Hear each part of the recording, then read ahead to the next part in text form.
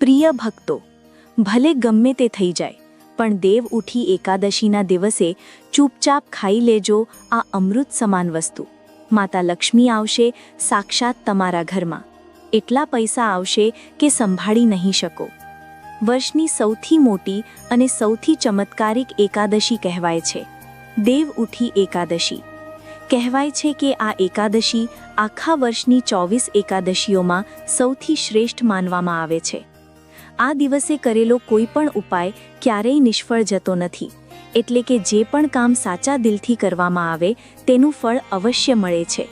ભક્તો, દેવ ઉઠી એકાદશીની રાત્રે તુલસી માતામાં એક ખાસ વસ્તુ જરૂર બાંધવી જોઈએ અને આ દિવસે ગૌ માતાને એક વસ્તુ અવશ્ય ખવડાવવી જોઈએ.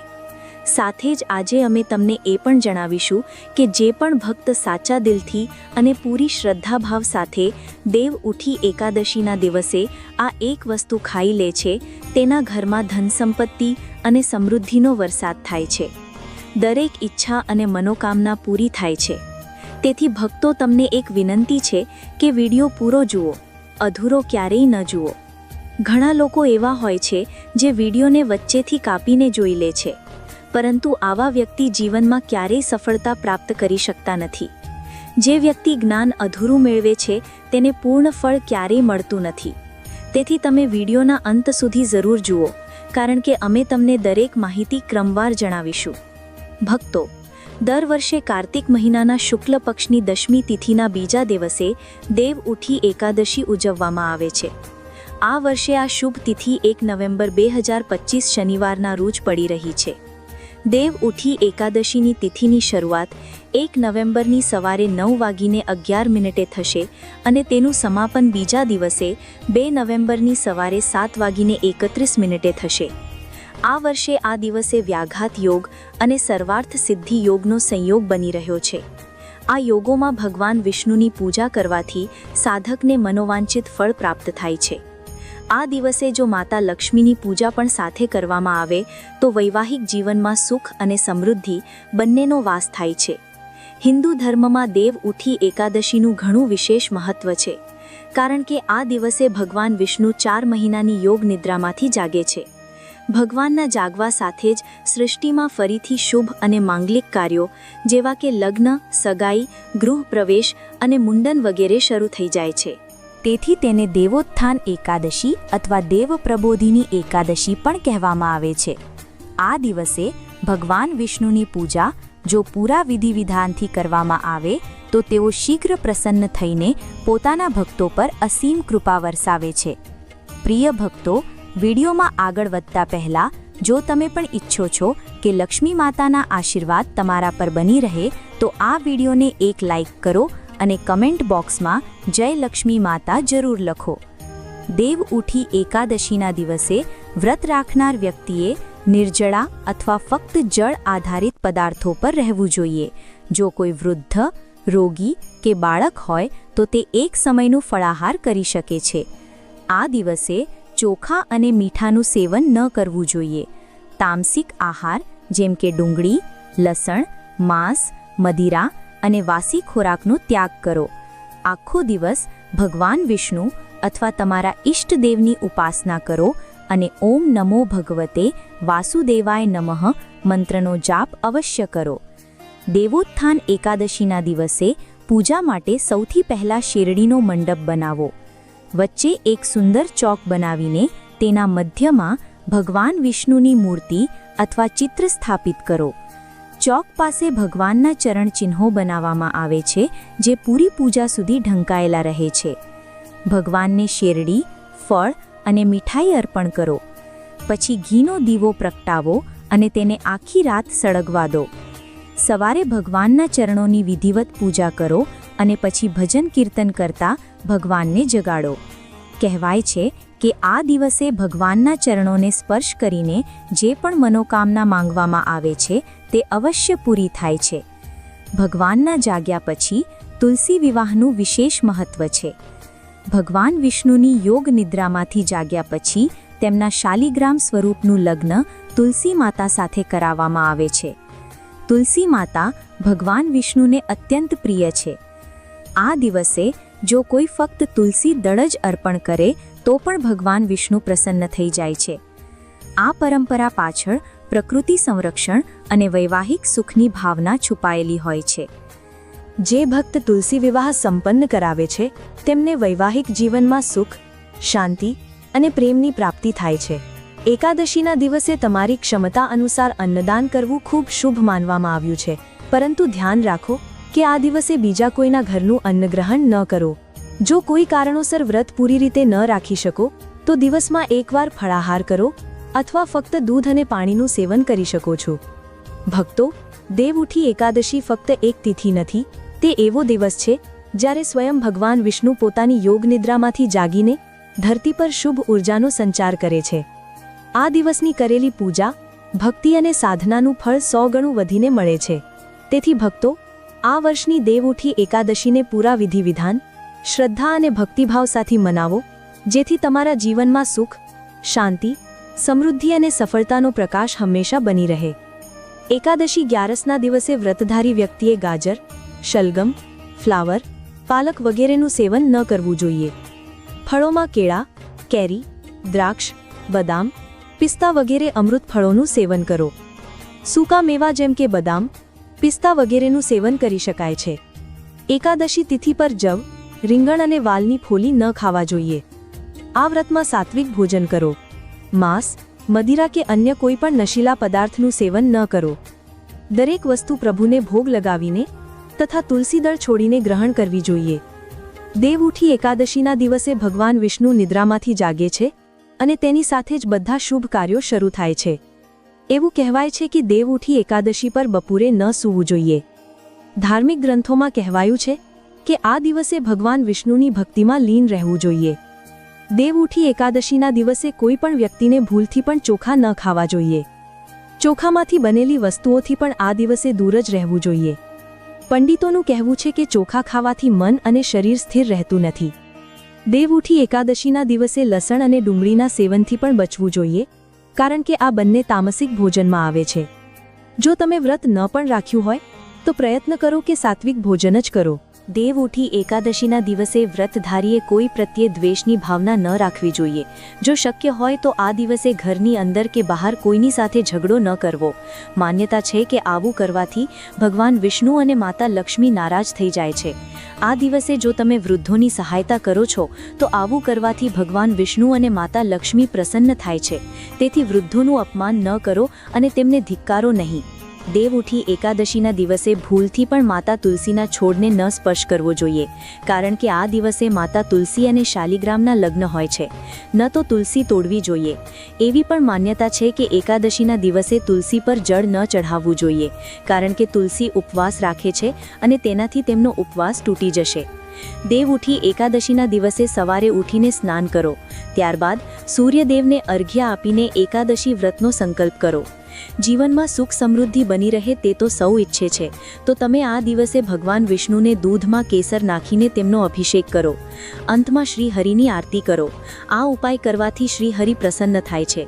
તમને જીવનમાં સફળતા મળે તે માટે તમે આ દિવસે ભગવાન વિષ્ણુની વિધિવત પૂજા કરો, દાન પુણ્ય કરો. સૌભાગ્ય પ્રાપ્તિ માટે સ્ત્રીઓ આ દિવસે વ્રત રાખે છે.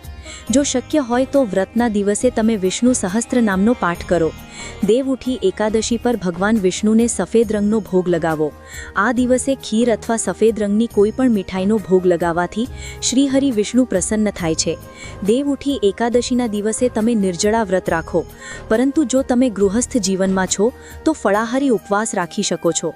આ દિવસે બ્રાહ્મણોને દાન દક્ષિણા આપીને તેમનો આશીર્વાદ પ્રાપ્ત કરો. હિન્દુ ધર્મમાં તમામ દેવી દેવતાઓની પૂજા કરવાની સાથે ભોગ અને વસ્ત્રાદિ ચઢાવવાની પરંપરા છે. ઠીક એ જ રીતે તુલસીને પણ માતા લક્ષ્મીનું સ્વરૂપ માનવામાં આવે છે, તેથી તેમને પણ વસ્ત્રો અર્પણ કરવામાં આવે છે. લાલ રંગના વસ્ત્રો ચઢાવો. તુલસીના છોડમાં લાલ રંગની ચૂંદડી ચઢાવવી લાભકારી માનવામાં આવે છે. જ્યોતિષશાસ્ત્રની દૃષ્ટિએ લાલ રંગ મંગળનું પ્રતિનિધિત્વ કરે છે.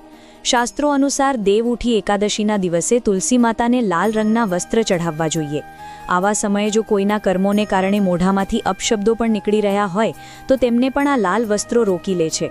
આની સાથે જ ધન સંપત્તિ, સુખ સમૃદ્ધિની પ્રાપ્તિ થાય છે. એકાદશીના દિવસે ભગવાન વિષ્ણુનો આશીર્વાદ મેળવવા માટે નાવાના પાણીમાં 1 ચપટી હળદર નાખીને સ્નાન કરો અને ત્યારબાદ પીળા રંગના વસ્ત્રો પહેરો. આવું કરવાથી ભગવાન વિષ્ણુની કૃપા બની રહે છે. જો તમારી કારકિર્દીમાં પણ અવરોધ આવી રહ્યો હોય તો દેવ ઉઠી એકાદશીના દિવસે ભગવાન વિષ્ણુને કેસરવાળા દૂધથી અભિષેક કરો. આવું કરવાથી બધી પરેશાનીઓ દૂર થઈ જાય છે. જો કોઈ વ્યક્તિને વિવાહથી જોડાયેલી પરેશાનીઓનો સામનો કરવો પડી રહ્યો હોય તો તે દેવ ઉઠી એકાદશીના દિવસે વિષ્ણુની પૂજા દરમિયાન કેસર, હળદર કે પીળા ચંદનનું તિલક કરો. ત્યારબાદ ભગવાન વિષ્ણુને પીળા રંગના ફૂલો અર્પણ કરો. આવું કરવાથી વિવાહના યોગ્ય યોગ શીઘ્ર બને છે. દેવાથી મુક્તિ મેળવવા માટે દેવ ઉઠી એકાદશીના દિવસે પીપળાના વૃક્ષ પર જળ ચઢાવવું જોઈએ. ત્યારબાદ સાંજે વૃક્ષની નીચે દીવો પ્રગટાવો. માન્યતા છે કે આ ઉપાયો કરવાથી વ્યક્તિને જલ્દી જ દેવાથી મુક્તિ મળી શકે છે. કાર્તિક મહિનામાં તુલસીની પૂજા કરવાનું ખાસ મહત્વ છે. દેવ ઉઠી એકાદશીના દિવસે તુલસીના છોડમાં શેરડીનો રસ મિક્સ કરીને ચઢાવો. ત્યારબાદ દેશી ઘીનો દીવો પ્રગટાવીને તુલસી માતાની આરતી કરો. માન્યતા છે કે આવું કરવાથી વ્યક્તિને ક્યારેય ધનની કમી થતી નથી અને જીવનમાંથી તમામ કષ્ટો પણ દૂર થાય છે. ચાલો ભક્તો, હવે જાણીએ કે દેવ ઉઠી એકાદશીના દિવસે કઈ ભૂલો છે જે ભૂલથી પણ ના કરવી જોઈએ. મિત્રો, 4 મહિનાના લાંબા સમય પછી ભગવાન વિષ્ણુ યોગ નિદ્રામાંથી બહાર આવે છે. આવા સમયે આપણે બપોરે ન સૂવું જોઈએ અને પ્રભુનું કીર્તન ભજન કરવું જોઈએ. તેનાથી માતા લક્ષ્મી પ્રસન્ન થાય છે અને ધનલાભ થાય છે. અને સૂવું અશુભ અને ભગવાનનો અનાદર માનવામાં આવે છે.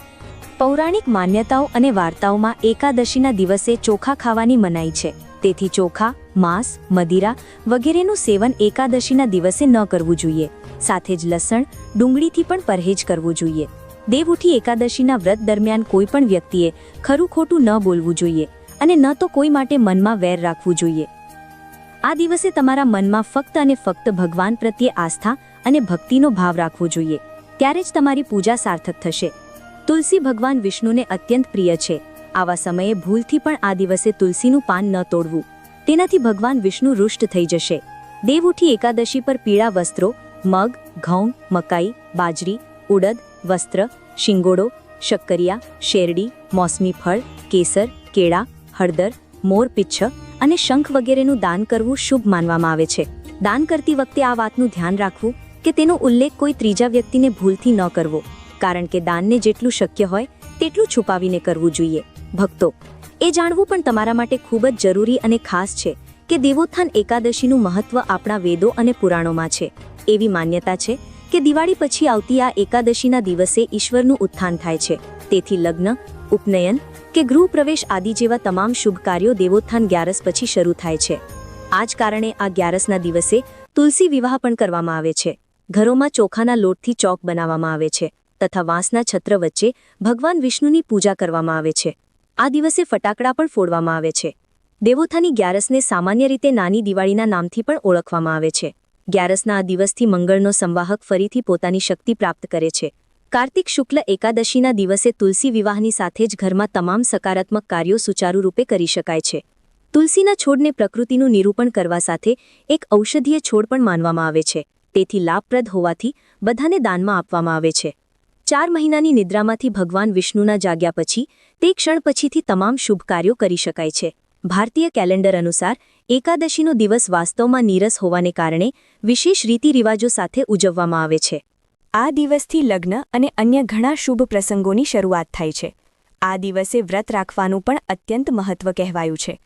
સ્ત્રીઓ તુલસી વિવાહના આ તહેવારને ભજન અને ગીતો સાથે ઉજવે છે.